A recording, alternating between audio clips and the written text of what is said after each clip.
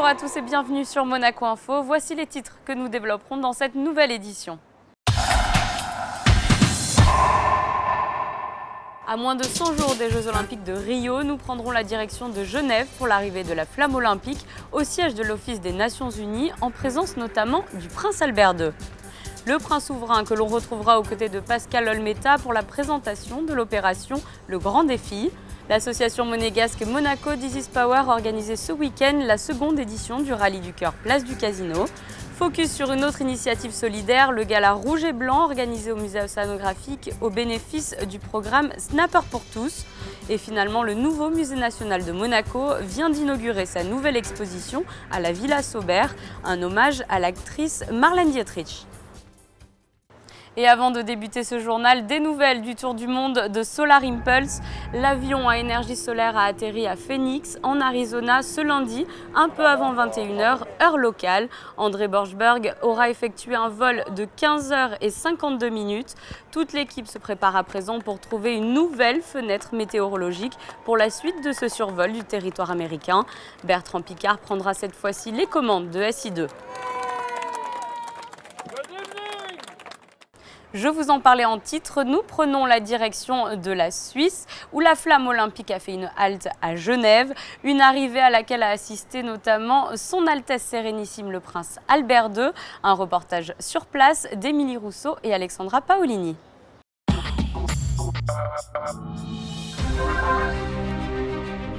Le compte à rebours est lancé. Nous sommes à moins de 100 jours des Jeux Olympiques de Rio. Ce décompte a pris tout son sens dernièrement et la Suisse en a été le grand témoin. Car c'est ici, au Palais des Nations, que Genève vient de vivre un moment rare, symbolique et historique. Un moment qui unit les valeurs de l'olympisme à celles des Nations Unies. L'arrivée de la flamme olympique est sans présence notamment du prince Albert II, du secrétaire général des Nations Unies Ban Ki-moon et du président du comité international olympique Thomas Bach. Ce palais des Nations Unies à Genève, c'est vraiment tout un symbole et les liens qui existent depuis maintenant plusieurs années entre le CIO et les Nations Unies, où le président Rogge, le président du CIO d'alors, avait grandement accéléré ce rapprochement entre ces deux institutions. Je crois que c'est tout un symbole et c'est en ces temps troublés, je crois que cette flamme olympique et tout ce qu'elle représente comme valeur de passion, de solidarité, d'amitié, et de lien entre les peuples et bien sûr de paix, prend toute sa signification. Et je crois que c'est de bon augure que d'avoir ces moments privilégiés et symboliques pour lancer les Jeux de Rio et pour que ces Jeux soient vraiment un trait d'union entre les peuples. Et vous savez qu'il y aura aussi une délégation et des athlètes qui ont le statut de réfugiés et qui vont pouvoir participer sous le drapeau olympique. Je crois que c'est vraiment un beau symbole d'inclusion et que l'on puisse faire participer vraiment tous ceux qui méritent d'être au jeu et tous ceux qui peuvent apporter un message d'espoir. Pas plus grande que l'éclat d'un briquet abrité dans sa lampe de sécurité, la flamme olympique est donc tout un symbole d'union entre les peuples et le sport en est le lien. Le CIO et l'ONU avaient d'ailleurs décidé de célébrer conjointement ce jour-là à Genève la journée internationale du sport au service du développement et de la paix. On s'aperçoit qu'il y a de plus en plus d'initiatives dans ce sens au sein des Nations Unies où on prend de plus en plus conscience que lorsqu'on parle d'éducation, le sport doit être pris en compte, en particulier pour promouvoir les droits de l'homme. Ça peut être aussi dans les situations humanitaires, fournir et offrir la possibilité à des enfants qui vont être réfugiés ou déplacés d'avoir une activité sportive. Ça leur permet s'apaiser, mais aussi de s'échapper un peu de leurs conditions quotidiennes. Le sport est de plus en plus reconnu comme un outil important pour la réalisation des objectifs des Nations Unies. La principauté est d'ailleurs plus qu'impliquée dans ce thème. Elle copréside notamment le groupe des Amis du sport au service du développement et de la paix à l'ONU. La flamme olympique est quant à elle déjà arrivée à Brasilia. Il s'agit de la première étape de ces différentes escales dans tout le Brésil, avant la cérémonie d'ouverture des JO de Rio 2016, le 5 août prochain. Retour en principauté, Pascal Olmeta était invité ce lundi au Palais Princier pour présenter le Grand Défi, une opération que parraine le Prince Souverain. Plus d'explications avec Christine Datomel et Olivier Bonello. Quoi de plus bouleversant qu'un enfant qui souffre ?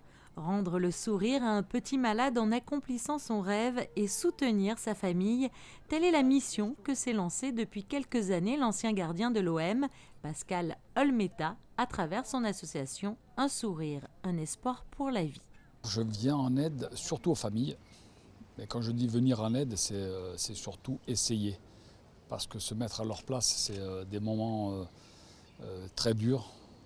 Mais une association, dont la mienne, Un sourire, un espoir pour la vie, est là pour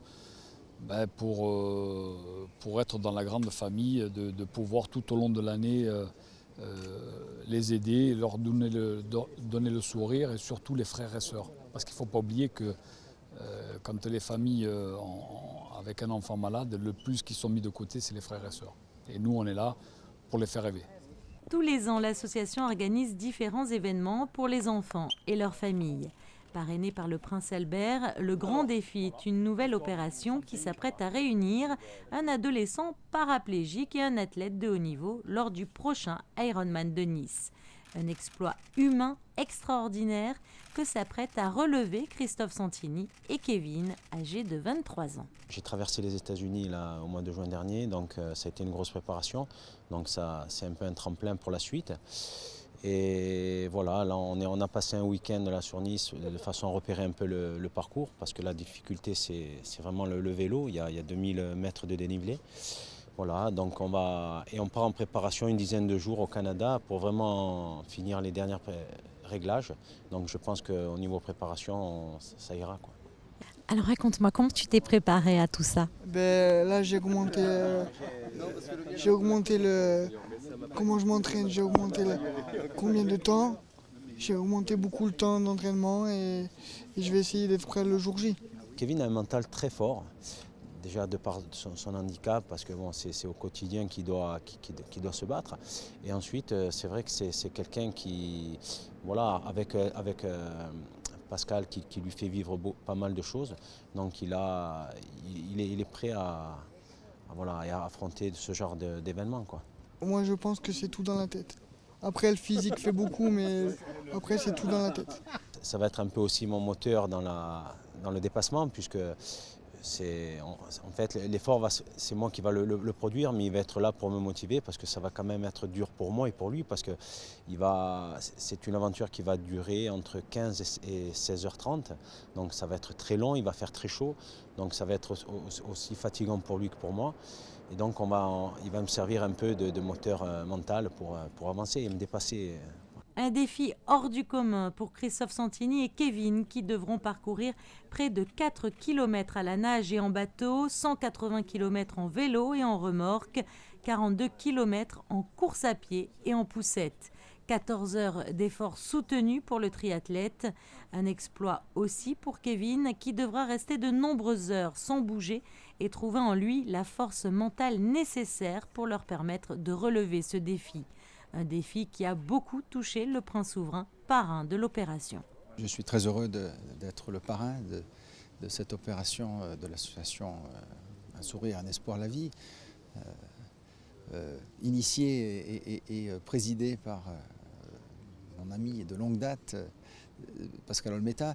Alors c'est un véritable défi, évidemment, mais quel beau symbole au cours de ce prochain triathlon de Nice, que d'avoir un athlète qui a comme coéquipier, parce qu'on peut parler de coéquipier, un enfant, un adolescent qui bien sûr est atteint de handicap, et je crois que c'est vraiment parlant parce que ça permet de faire participer des personnes à mobilité réduite à des épreuves comme celle-là, et à participer pleinement et à être vraiment un symbole, je crois, que l'on peut accompagner un athlète valide dans une quête sportive de performance, mais aussi de cœur et de solidarité.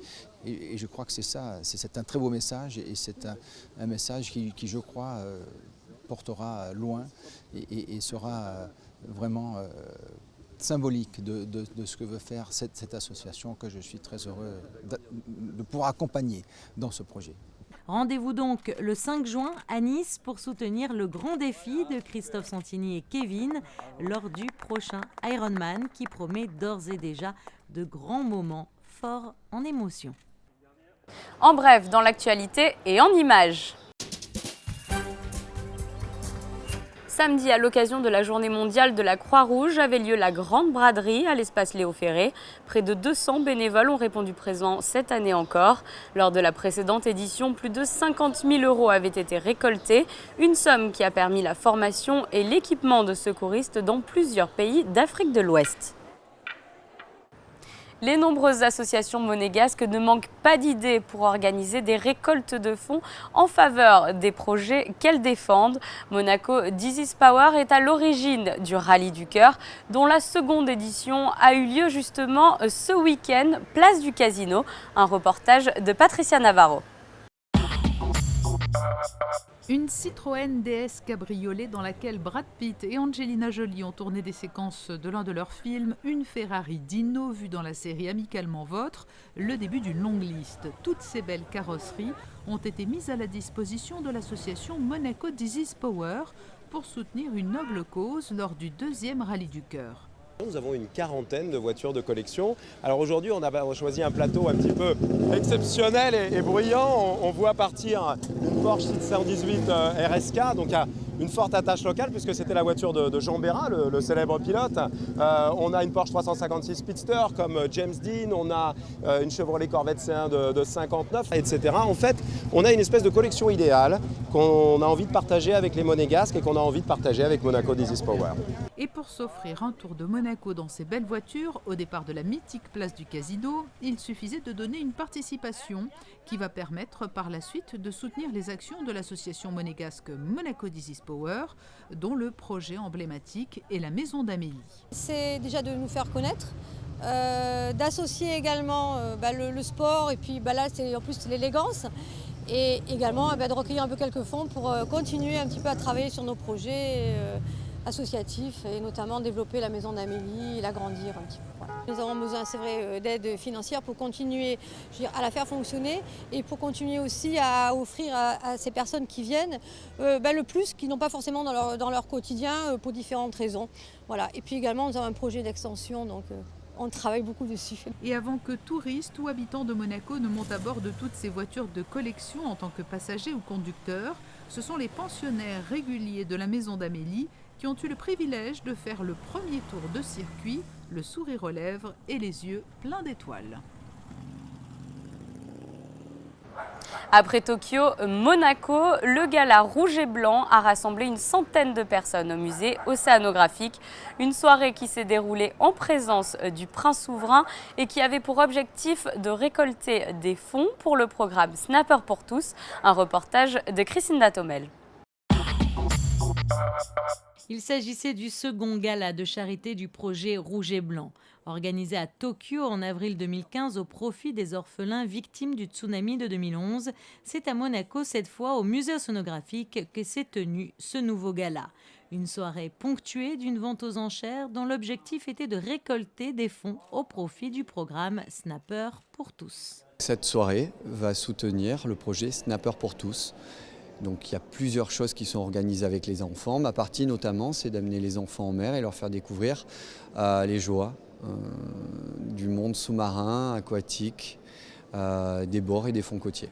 Suivant le groupe d'enfants que l'on a, on va organiser en fait toutes les disciplines qu'on peut leur proposer. Il y a un panel de disciplines. Ça peut aller du sauvetage aquatique à la randonnée palmée jusqu'au baptême de plongée en apnée, voire de plongée bouteille. Tout dépend de leur âge, de leur envie, de la météo ce jour-là et du nombre d'enfants. Donc en fait, c'est un peu et à la carte et à organiser en fonction de leur présence. Lors de ce gala de charité, comme à Tokyo l'an passé, c'est le chef du Palais Princier, Christian Garcia, qui officiait derrière les fourneaux. On a cherché à mettre en avant les produits de la région. Donc pour commencer, ce seront bien sûr un petit sorbet à l'eau de mer avec de l'huître de Monte-Carlo. On a les perles de Monte-Carlo, donc on a la chance de pouvoir utiliser ces produits. Pour suivre, nous aurons le gamberoni du golfe de Gênes, avec un minestrone légèrement revisité, puisqu'il y aura du yuzu et du basilic thaï par exemple, avec un petit bouillon de crevettes. Pour suivre, nous aurons du veau confit à l'ail noir d'Aomori. Et ensuite, nous aurons ce dessert avec ce mélange de cerises avec le chocolat, avec la fleur les cerises qui seront marinées dans des fleurs de sakura, donc toujours ce petit clin d'œil avec le Japon. Aux côtés de Christian Garcia, un autre grand chef, meilleur ouvrier de France, bien connu aussi en principauté. C'est un grand plaisir aussi de travailler en collaboration avec Philippe Johannes, qui est vraiment un grand professionnel et ami. Et c'est vraiment que du bonheur de travailler avec lui, un meilleur ouvrier de France, plein de qualité. Donc tout est réuni pour faire une très belle soirée, pour récolter des fonds pour une bonne cause, et c'est le plus important. Une soirée dont l'intégralité des bénéfices seront donc reversés pour le projet éducatif de l'Institut océanographique. Lors de la vente aux enchères, un prix appelé à la gourmandise. Son Altesse Sérénissime le Prince Albert a permis que je prépare un dîner à domicile aux lauréats de cette loterie. Donc j'espère que ce sera un petit peu le Palais Princier à domicile. En collaboration avec l'Éducation nationale, je vous rappelle que le projet Snapper pour tous vise à rassembler des élèves de 8 à 12 ans issus de zones défavorisées de l'Académie de Nice afin de les sensibiliser à la préservation de l'environnement marin et de leur offrir le choix de connaître, d'aimer et de protéger les océans. La Villa Saubert présente sa nouvelle exposition estivale, La Villa Marlène, une exposition qui rend hommage à l'actrice Marlène Dietrich, un reportage de Christina Thomel et Thomas Deus. Tout ce que vous verrez dans cette exposition n'est que pure fiction. La Villa Saubert devient le temps d'un été la Villa Marlène, un projet conçu et imaginé par Francesco Vezzoli, une mise en scène fantasmée de la vie de Marlène Dietrich dans une demeure qui aurait pu être la sienne. Entre nouvelles productions et œuvres issues de collections privées, la Villa Marlène nous plonge dans un parcours chimérique dévoilant des portraits à l'effigie de la diva. La villa elle est devenue une sorte de petit musée de mémorabilia sur sa héroïne depuis l'enfance, depuis son jeune âge. Et donc, c'est-à-dire c'est une villa qui a déjà perdu sa propriétaire. Elle est devenue déjà un petit musée sur sa propriétaire avec quelques collections de cette propriétaire qui était idéalement Marlène Dietrich. Donc Francesco s'est imaginé dans cette fiction entourer Marlène par des portraits faits par les artistes plus importants de son époque. Un choix pas de style, mais c'était des artistes iconographiques. Donc il nous a proposé notamment Francis Bacon, Amedeo Modigliani, Henri Matisse, Magritte, De Chirico, Tamara de Lempicka. On a travaillé avec des artistes, sur des artistes. En effet, les œuvres ne sont pas des copies, c'est des nouvelles œuvres de Francesco Vezzoli. Donc on ne peut pas les considérer des faux ou des copies, c'est des œuvres nouvelles. Les œuvres elles ont été conçues par lui. Les titres des œuvres représentent bien même les titres, les noms de l'artiste. mais toutes les œuvres elles ont été faites d'après Francesco Vezzoli. Comme par un excès de mégalomanie, des tableaux, des affiches de films, des sculptures mettent en lumière l'actrice, affirmant ainsi son statut d'icône glamour. Est-ce que vous pensez que Marlène Dietrich aurait aimé cette exposition? Pas du tout. Pas du tout, je pense pas du tout. Ou peut-être oui, peut-être l'aurait trouvé drôle, mais on ne sait pas, je pense pas, je ne sais pas. Peut-être, elle était une femme très discrète, mais sûrement elle aurait compris le grand respect qu'il y a envers elle. C'est peut-être elle n'aurait pas aimé l'exposition en soi, mais je pense qu'elle aura compris que ça c'est un vrai, c'est une artiste qui lui dédie une sorte de temple temporaire, éphémère. Donc je crois que ça, il y a un grand respect, à différence de beaucoup de films et documentaires qui ont été faits d'après mort sur elle, complètement irrespectueux, qui ont montré sa vie enfermée dans sa maison, ou qu'ils ont voulu montrer un Marlène Dietrich intime. Marlène Dietrich, c'était la projection de son image publique. Elle ne voulait pas du tout que sa vie privée puisse sortir Et donc ici, c'est une célébration de Marlène Dietrich par un artiste. Toutes les pièces de la Villa Sauber ont donc été réagencées pour cette exposition. La Villa Marlène redeviendra la Villa Sauber le 11 septembre prochain. Toujours dans le domaine de la culture, l'Orchestre Philharmonique de Monte-Carlo propose ce mercredi à 20h30 à l'Auditorium Régnier 3 un concert gratuit. Au programme de cette soirée, Smetana, Bizet et Tchaïkovski. Voici pour l'essentiel de l'actualité en principauté. Je vous propose à présent un aperçu de la météo de ces prochains jours. Découvrez la météo avec Eclectic. Galerie, Interior Design, Art and Gifts. Mercredi, le ciel sera largement ensoleillé, les températures seront douces. Il fera 15 degrés au lever du jour et 21 degrés dans l'après-midi. Jeudi, quelques nuages seront à noter dans la matinée. Le soleil sera bien présent dans le reste de la journée. Les températures seront stationnaires. Vendredi, le temps sera agréable. Il fera 20 degrés au plus chaud de la journée. Et finalement, samedi, apparition de nuages menaçants en fin de journée. Les températures resteront proches des normales de saison. Vous avez découvert la météo avec Eclectic. Galerie, Interior Design, Art and Gifts. Ce journal est à présent terminé. Merci de nous avoir suivis. Retrouvez toute l'actualité de la principauté sur le site Monaco Channel. Je vous dis quant à moi à très bientôt sur Monaco Info.